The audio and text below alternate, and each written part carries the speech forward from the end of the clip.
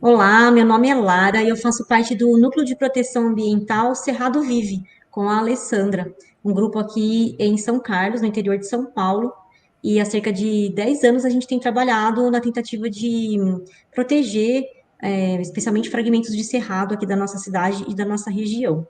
Hoje nós estamos aqui para falar em especial sobre essa situação dos incêndios aqui na nossa região e a gente está querendo compartilhar com as pessoas os nossos conhecimentos, as nossas experiências e fazer reflexões junto com vocês sobre de que maneira a gente pode contribuir, principalmente para a proteção e a recuperação da vegetação e dos animais nessas situações. Boa noite, eu sou a Alessandra e a gente resolveu inaugurar esse novo canal de comunicação. A gente tem um blog também, e para falar sobre algo que está acontecendo nesse momento e está nos incomodando muito por várias razões. Eu estou falando do incêndio que iniciou na sexta-feira passada, no dia 27, e já destruiu quase a metade da unidade de conservação que engloba a Estação Ecológica de Jataí e a Estação Experimental de Luiz Antônio, na divisa entre os municípios de São Carlos e Luiz Antônio. E longe de estar controlado, o fogo continua consumindo a vegetação dos dois lados do rio Mogi. Apesar da intervenção de 150 combatentes, entre bombeiros e brigadistas, aviões que estão despejando água e substâncias químicas para retardar o avanço do fogo, caminhões-pipa e outros veículos equipados para apagar o fogo. E as imagens aéreas que recebemos, elas mostram que se salvaram apenas algumas manchas no meio de uma paisagem que está praticamente carbonizada, devastadas.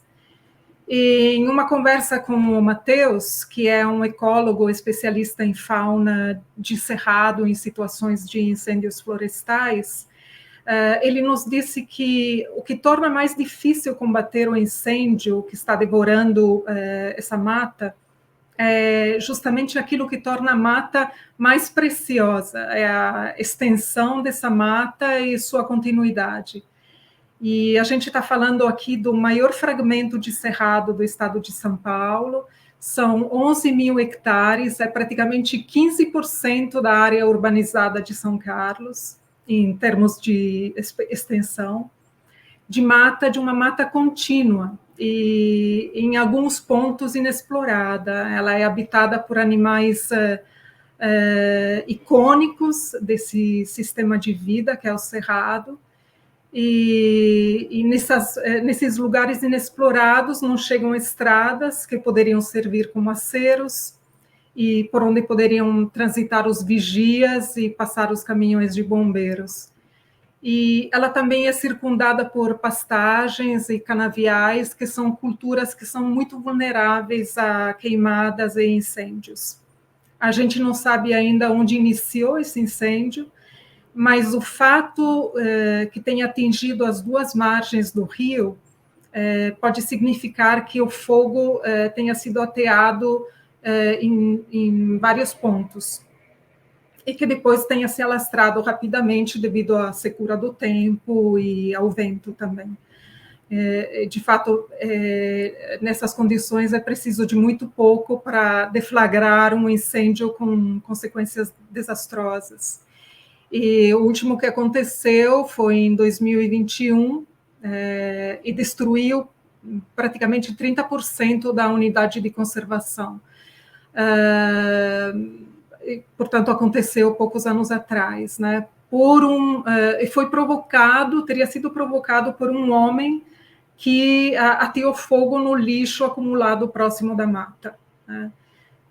E esse de queimar lixo é um hábito conhecido, né, da população, especialmente na área rural, que usa o fogo também para limpar os terrenos das pragas, e, enfim, sem falar nos incendiários, né, parece que 100% dos incêndios florestais são dolosos, ou seja, são provocados deliberadamente por ação ou omissão. Mas, enfim, esse fato, ele nos levantou várias perguntas, a gente começou a se fazer várias perguntas, né? Esse incêndio poderia ter sido prevenido? O que seria necessário para prevenir incêndios desse alcance, especialmente sabendo, assim, conhecendo as causas que estão na origem desses incêndios. E a Lara pode falar melhor assim sobre a nossa proposta desse canal. Eu acho que esse assunto é muito complexo, né? E a gente também pensa em desdobrar, portanto, todos os aspectos que envolvem esse tipo de questão, né? Mas sempre com a preocupação, nosso principal objetivo é, de fato, pensar em propostas, em caminhos. Porque o que a gente tem observado é que esse assunto tem tocado muitas pessoas, mas muitas pessoas não sabem muito bem o que elas poderiam fazer. É sempre aquela pergunta, mas o que eu poderia fazer? Né? Ou a gente fica só apontando o dedo ao governo, à polícia ambiental, ao bombeiro, e a ideia, né, por causa, inclusive, da nossa experiência, desses anos todos atuando em questões ambientais, inclusive em questões relacionadas a incêndios, a nossa ideia, portanto, é a gente compartilhar essas experiências e, como eu falei, conversar com vocês, dentro do possível, sobre a gente analisar, de fato, as responsabilidades das diversas instituições que estão ligadas a esse tipo de situação, tanto a prevenção quanto ao combate, né? O momento enquanto o incêndio está acontecendo, quanto depois que ele acaba. Nós temos várias questões aí para pensar, né? Se daria para prevenir, evitar, como a Alessandra falou, como isso seria feito, de quem seria essa responsabilidade, se daria para ele não durar tanto quanto ele está durando, e talvez dure mais, infelizmente, né? A gente estava lembrando agora que o outro durou 10 dias ou um pouco mais, e esse aqui faz 4. A gente tem recebido algumas notícias de alguns grupos, de alguns conhecidos nossos, que ainda não acabou, não foi, né, conseguiram combater totalmente. Então, assim, fica essa pergunta: daria para combater de uma outra forma e acabar mais rápido, portanto, destruir menos? De quem dependeria isso? E depois, para a recuperação dessa área, para a ajuda dos animais que vão sobreviver e que vão estar sofrendo todas as consequências disso, de quem é o papel de fazer isso? A sociedade pode ajudar nisso ou não? Então, a nossa ideia é dar uma analisada em todos esses aspectos, sempre pensando em atuações, né, para a gente sair um pouco daquela situação tão angustiante que a gente sabe, de ficar diante disso e se sentir tão impotente. A gente não tem todas as respostas, a gente realmente não tem o poder de transformar completamente as coisas, mas a gente também não tem nenhum poder. E a gente não tem que ficar só, né, observando e lamentando. Então, essa que é a nossa posição, né, e é por isso que a gente está levantando essa possibilidade da gente ter esse canal de comunicação com vocês, porque a gente também gostaria de uma maneira de escutar as experiências e as opiniões de vocês também.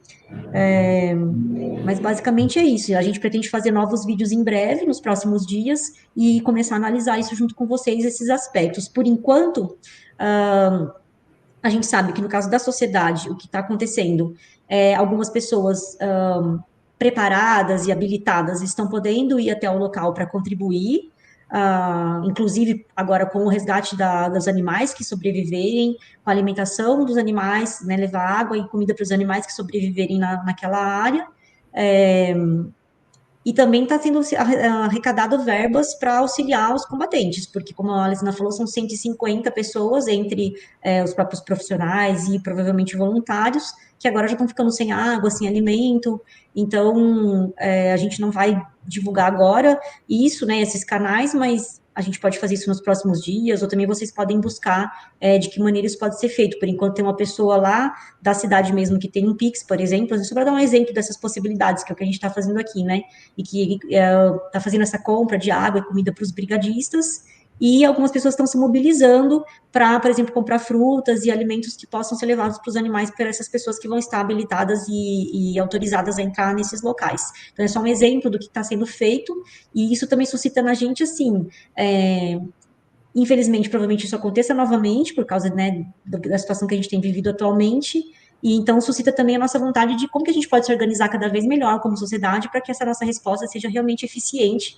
A gente sabe que tem diversas consequências para o ser humano nessa situação, desde a poluição em si, os incômodos que todos nós estamos sentindo em relação à qualidade do ar, até os impactos mesmo, vamos dizer, na nossa vida, mas assim, no nosso foco agora, nesse momento, é realmente na qualidade de vida dos próprios animais e da vegetação, né? Assim, vegetação não tem qualidade de vida, mas assim, no direito desses ecossistemas e desses seres que vivem lá, de terem a vida deles preservada e respeitada e ajudada por nós. Então, esse aqui é o nosso objetivo principal. A gente espera contar com vocês. Concluir alguma coisa, Alessandra? Não, eu estava pensando que sim, a gente poderia, a gente espera poder contar também com a participação de especialistas e pessoas que estejam empenhadas assim, nesse desafio que a gente está propondo, e que nos ajudem a entender as várias faces desse problema que é muito complexo, que é o problema da preservação do cerrado. Como a gente pode fazer esse sistema, seus habitantes, nossos vizinhos, né, os animais não humanos, sobreviverem ainda por muitos anos e infelizmente, é os desastres ainda que virão pela frente, porque essa questão dos incêndios, a gente sabe, tem se repetido todo ano. Esse ano foi realmente um ano excepcional. São Carlos estava à frente de outros municípios do interior de São Paulo em matéria em número de focos de incêndio. Então, acho que a gente como a Lara estava dizendo, precisa se preparar para o futuro. Nesse sentido, né? Não é que a gente não valorize as investigações e a eventual responsabilização e sanção dos responsáveis, mas principalmente, de novo, assim, trazendo para si, mas o que que a gente pode fazer a partir de agora, tanto para evitar, assim, no futuro, mas para amenizar o máximo possível o sofrimento dos animais e contribuir o máximo possível para a regeneração das áreas vegetais e assim por diante. Uma perspectiva, né, positiva, apesar de tudo. Obrigada. Até a próxima. Obrigada.